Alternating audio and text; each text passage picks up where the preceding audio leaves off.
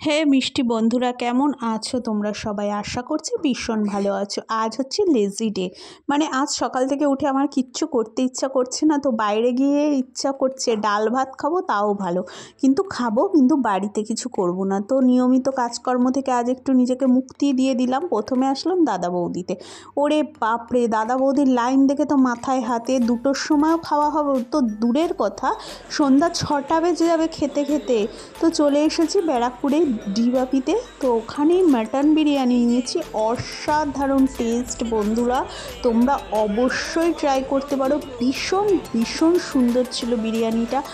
তো তার সাথে একটা স্যালাড মতন দিয়েছিল আর ধনিয়া চাটনি দিয়েছিল এখানে। তো দেখো, এই চাটনিটা দিয়ে এত সুন্দর লাগছিল খেতে। তো আজ দিনটা এমন করেই কাটলো।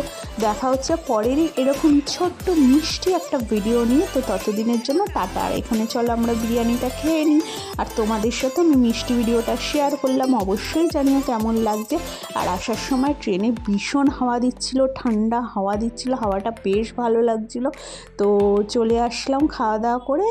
তো দেখা হচ্ছে পরের একটা ছোট্ট ভিডিওতে। Please subscribe my channel, and বন্ধুরা প্লিজ তোমরা পাশে থেকো আর ভালোবাসা দিও আমায়।